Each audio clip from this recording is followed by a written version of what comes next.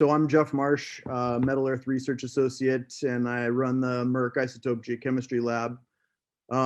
My talk today is about uranium, lead, and trace element systematics of monazite and xenotime and their application to crustal processes.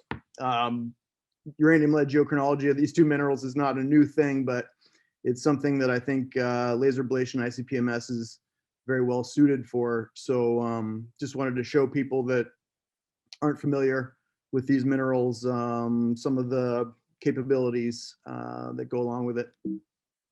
Okay.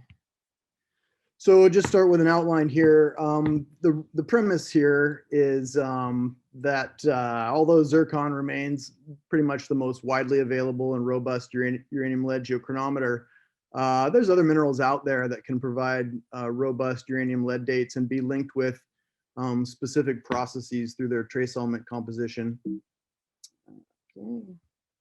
The main research question that this talk intends to address is basically looking at how effective monazite and xenotime uranium lead geochronology can be by laser ablation ICP-MS, and then the types of paragenetic or petrogenetic relationships that can be extracted from their trace element data.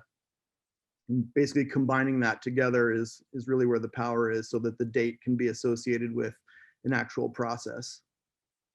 The data set that I'm going to show is a fairly limited data set. It's all analyses from our lab over the past year or so, mostly from reference materials, and then I show a couple samples, unknown samples as well, that are not related to the Metal Earth project, just so that we don't overlap with other people's research that they may be presenting.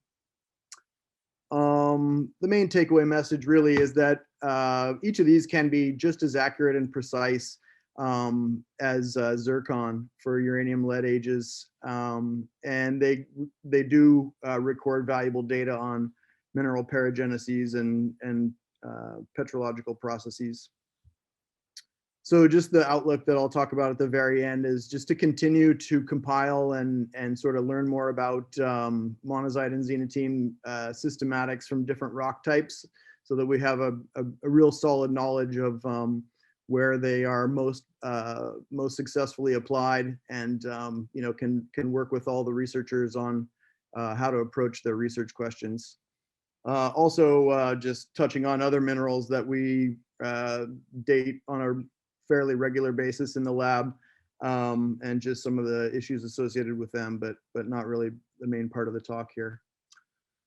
Okay, so just to quickly recap on the amount of Zircon geochronology that we've been doing in the Metal Earth project over the past 2 years, about 3 years now, I guess.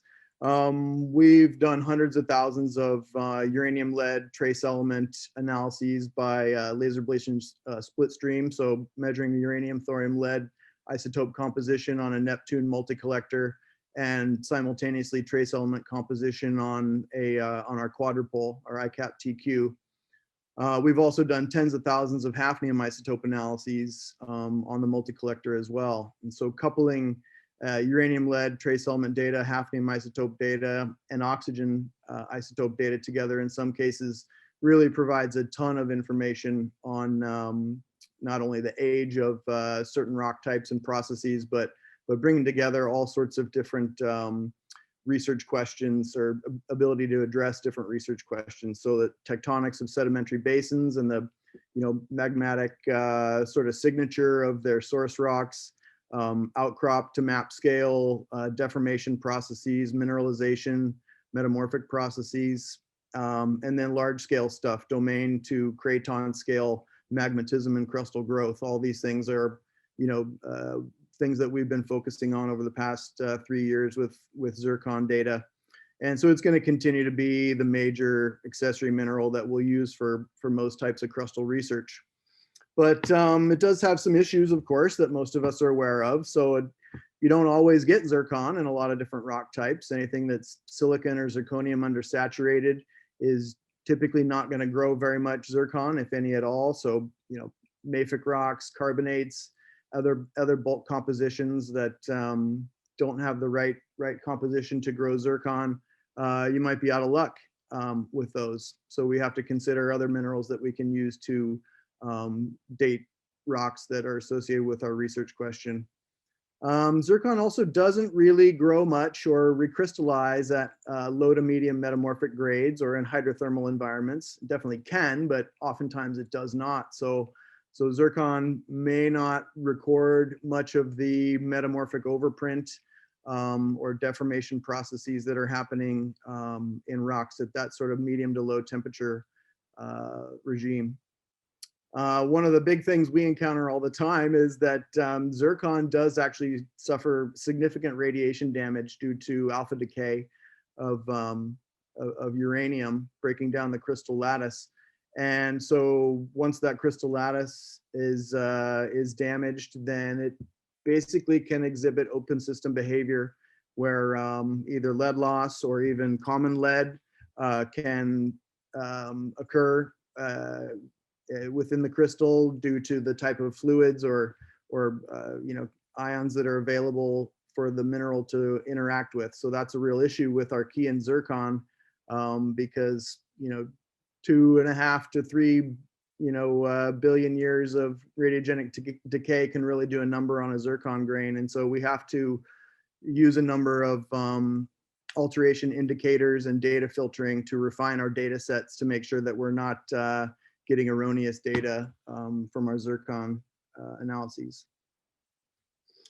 Okay, so as far as monazite and xenotime go, they're both rare earth element phosphates. Monazite is a light rare earth dominant mineral, so it's typically cerium is the highest concentration in monazite, but also you can get lanthanum and even neodymium dominant monazite types.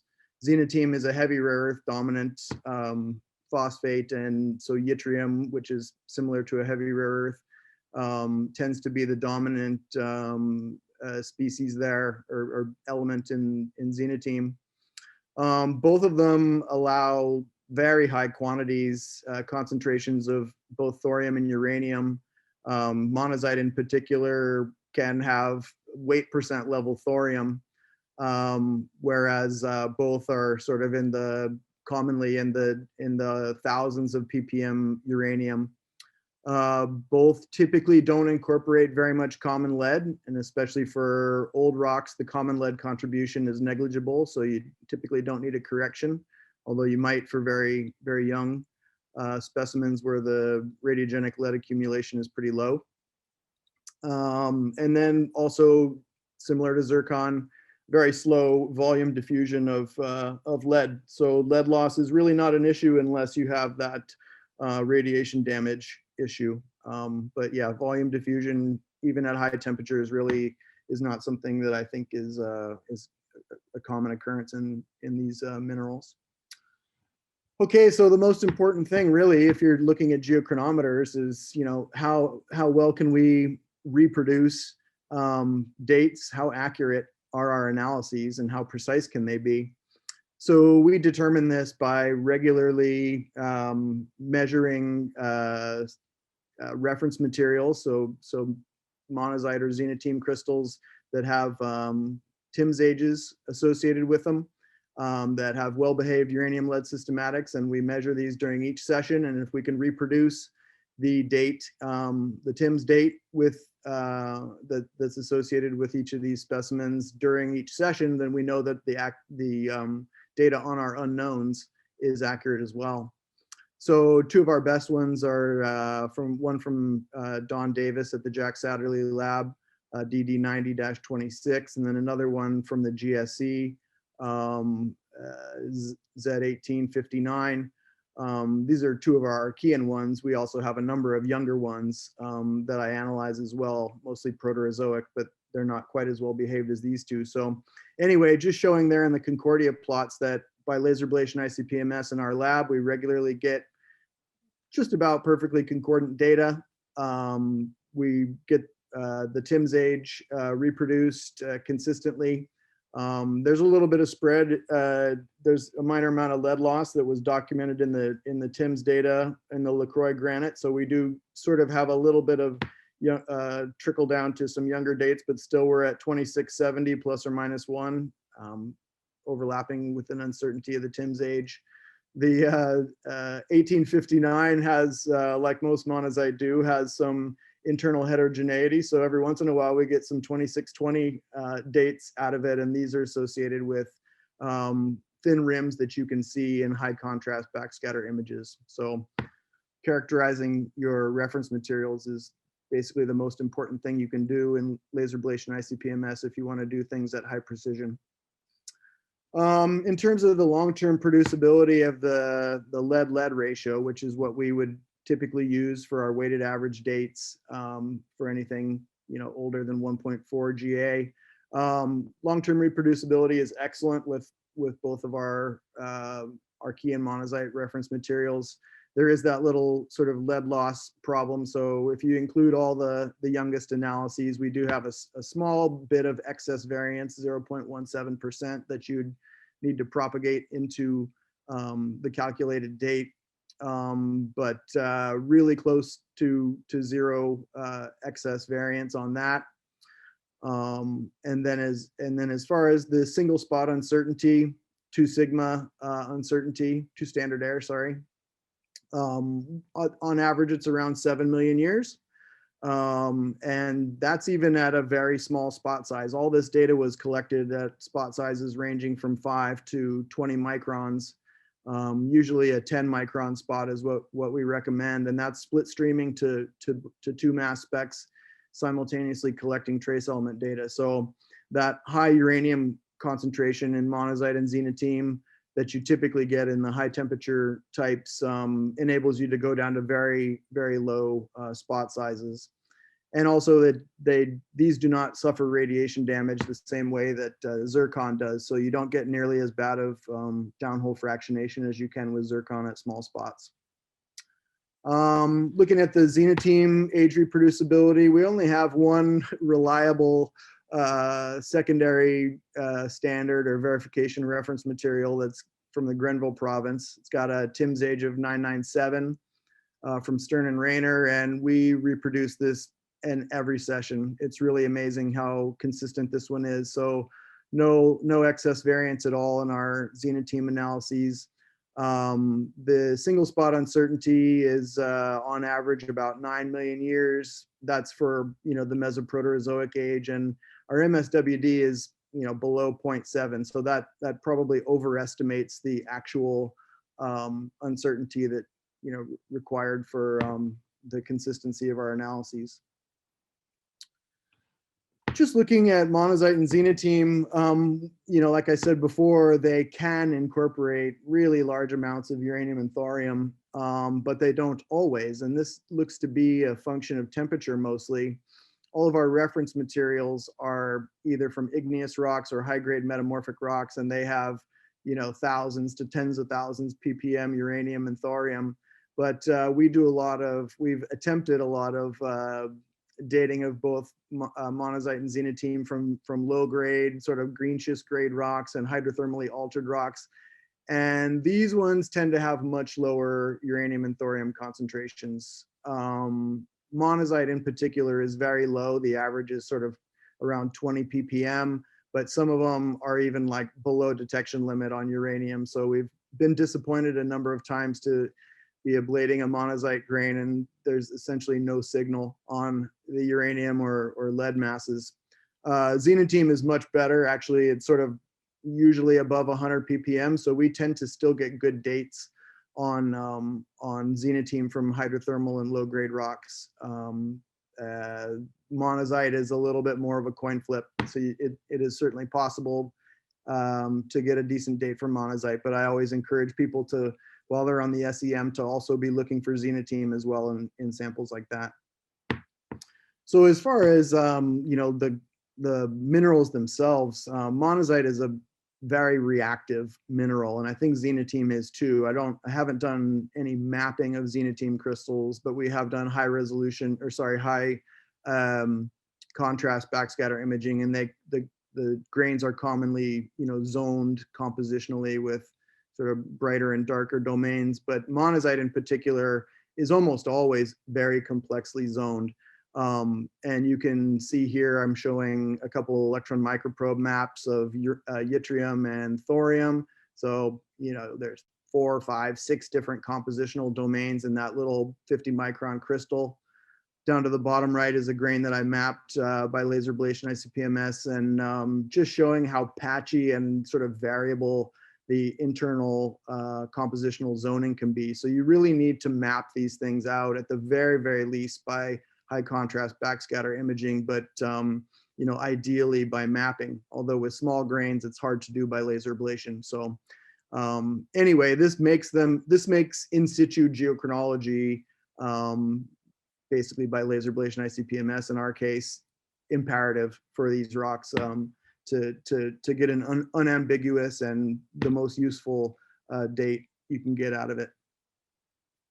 So I'm just going to talk quickly about some of the utility of mapping. This is a map I made for a paper we did with Dave Chu that just came out in Chemical Geology earlier this month.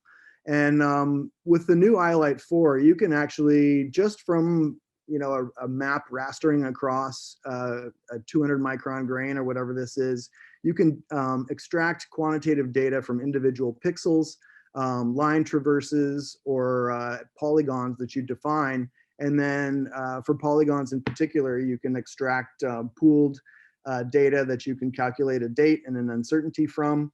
So they're not just visualization tools, they're actually useful for quantitative dating as well. So if you look at here, I've defined 3 different domains within that zircon crystal, 1, 2, and 3, based on their just the age that is shown up from the mapping. And you plot it in Concordia space, you get really nice concordant data that yields pooled intercept ages that are distinctly different from each other with pretty decent precision.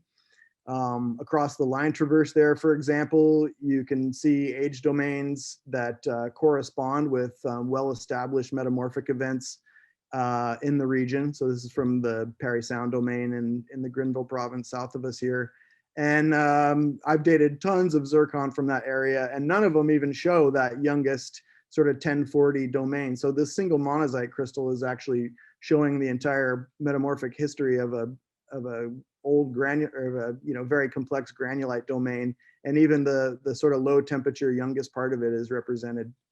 And then when you combine the trace element data together with it and interpret that in terms of the way that trace elements are partitioned between other minerals in the rock, you can link it with the pressure temperature evolution and sort of have dates that correspond with almost every step of the way along the pressure temperature time path. So because you can do high precision analyses with a pretty small spot size, it really makes in situ work, so within a thin section, possible and most powerful. So here, this is just a magnesium. The center part is a magnesium map of a garnet gneiss, and you can see all the different monazite crystals with different age domains there. Those are yttrium maps, and so we put spots on all the different age domains, cores, rims, and some of the complex zones, and you can get distinctly different age populations and compositional domains from this type of in situ analysis, and it allows you to know whether or not it came from an inclusion in garnet or from a mica-rich domain or whatever, and then link that to the petrological evolution as you determine it from petrography and stuff.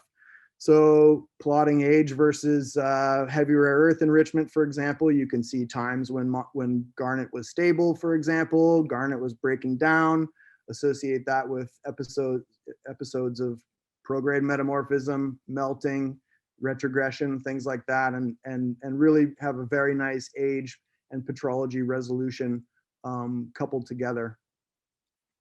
Similarly, europium anomaly and strontium concentration are very nice indicators of either feldspar crystallization or melt production and extraction.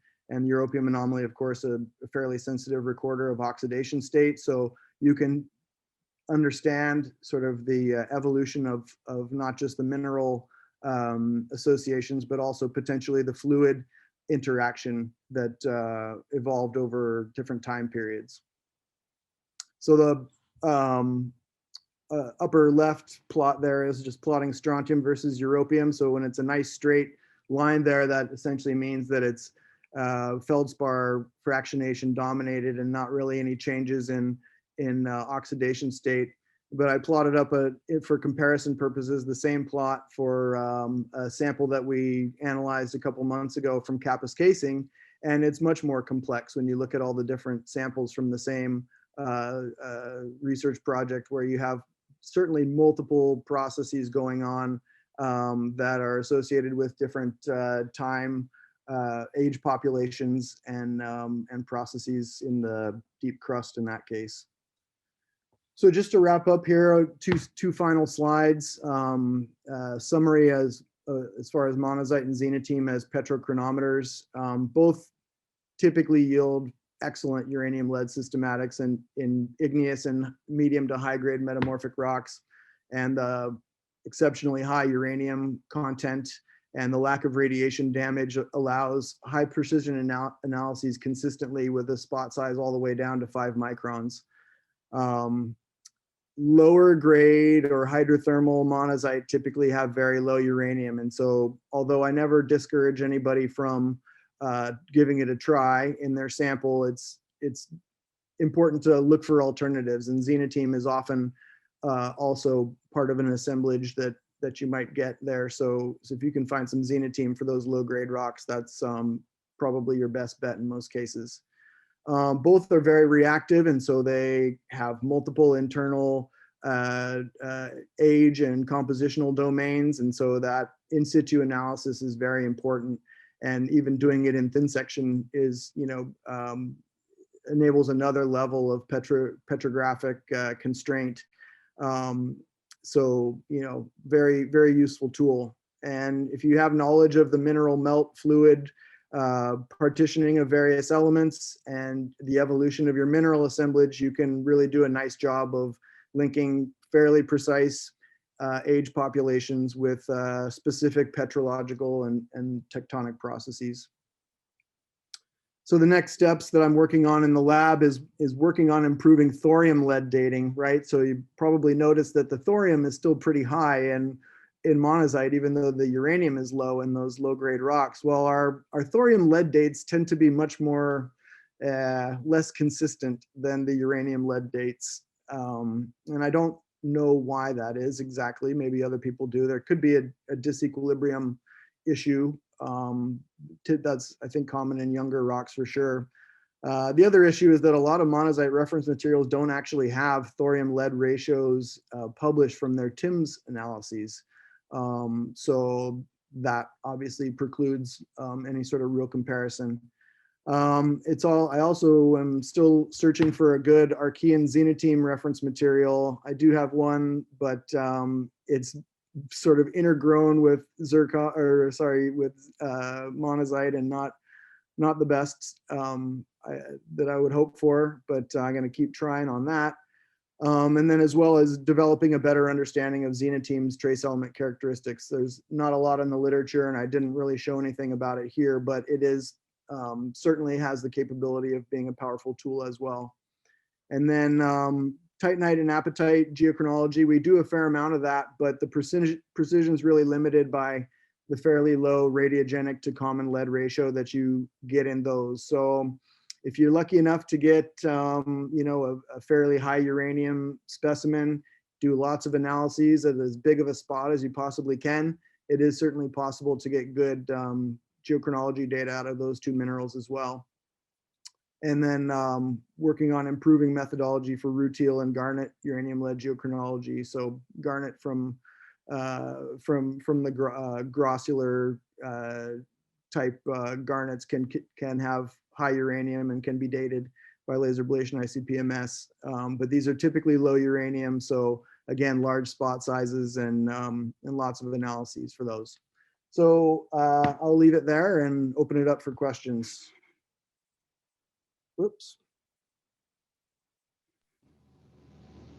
All right, thanks very much, Jeff. Yeah. Any questions from the audience? There's a question on the chat from Evan. Have you tested dating any zeotime or monazite inclusions in pyrite? Might be interesting to compare against rhenium osmium ages in mineralized rocks. Any thoughts? Yeah, absolutely. Well, as I said, it's certainly a possibility, and we can get down to low spot size. So inclusions are a possibility for in situ work. I would say to Evan, bring it to me and we'll give it a try. But I don't think any reason why it shouldn't be, at least have the potential to be successful. And yeah, it could be a powerful tool for, mineral deposit type samples and research questions for sure. Hey, Jeff, I guess, comment for me, I think, this is great what you're able to do. But I guess I guess my big worry is that without actually understanding and getting really good constraints on where these minerals are from, whether they're hydrothermal, whether they're metamorphic or some combination, we end up generating a lot of ages with which we won't understand where they're from and or what they're representing. And I think that's a real risk for us. Yeah, well, I would say that, my opinion of geochronology is always that it starts with petrography, and you should characterize your sample as completely as possible before you even consider dating it. Because as you say, if you don't know what process you're dating or, what the age represents, then it isn't all that useful really. So, yeah, Well, it goes totally beyond petrography. It's from the sampling in the first place and the mapping. And well, that part's beyond my control, but I certainly would, yeah, of course, encourage people to have geochronology in mind while you're in the field. And if you know that, age constraints are something that you're going to need for your research project, then have that in mind when you're selecting your samples. Take note of anything that you may need to know to distinguish between what geological process the date might represent, and then just sort of do your best to prepare for the type of geochronology data that you might get from that sample. But I don't think there's any downside to this really. I mean, it's all I'm saying really is that it has the potential to be a very useful tool, and can do all the same things that Zircon can do, basically. So throwing that out there for people if it happens to be something that could be useful for their projects. But of course, we don't ever want to just analyze things without knowing how we're going to interpret the data. yeah, no, I understand, Jeff. That was mainly more for the audience and Yeah. our students. Bruno, Yeah, just a brief question, Jeff. Is there, before jumping on the laser ablation ICP-MS, since monazite can have low value of uranium, so we will not be able to date it, is there a technique or a way we could just analyze to make sure it has enough uranium before going to the ICP-MS, the laser ablation? Yeah, not really. I mean, you basically the laser's the only tool that, well, I mean, I guess an electron microprobe you could use, but that's just as expensive and time consuming as going ahead with the laser ablation analysis. So unfortunately, the detection limit on the EDS system is typically too low for uranium, although we regularly see thorium peaks on EDS for monazite. So you can definitely tell when the thorium concentration is up into the 0.5%, 5,000 ppm level. Uranium, I rarely see peaks on the EDS system. So that would be, an obvious thing to do, of course, is to just, and I tell people to do this to EDS their grains, and just, if you do see a uranium peak on the EDS, then you're in good shape. But if you don't, that doesn't mean that the laser can't still get good data from it. Thank you. Yeah. Real quick, Jeff, I have a question. Sure. So for the xenotime and monazite, so are you now analyzing a trace element suite with it? So you are doing split stream as the standard Well, so that depends. When we go down to 5 microns, like let's say a person brings me just real small grains or grains that from the backscatter imaging you can tell have very small domains, then then you're down into the level where you might be the sensitivity might be affected to the point where your age precision may not be as good. And so then I basically leave it up to the geologist and I'll say, hey, are trace element data going to be useful for you? If not, then we'll just go straight to the Neptune and just try to get as high of a signal as we can on our uranium lead masses. At 10 microns, I notice no difference. Like Okay. I would basically do split stream at 10 microns every time because I don't notice any degradation in the signal. Unless it was, again, one of these low grade rocks where your uranium might be, sort of in the tens of ppm. And then I'd maybe even at 10 microns, I might, say, hey, if you have no use for this trace element data, then let's not do it. Let's just go, get a good date for you. No, So, that's perfect. That's the exact sort of yeah. surrounding parameters I wanted to know. Thank you, Jeff. Yeah.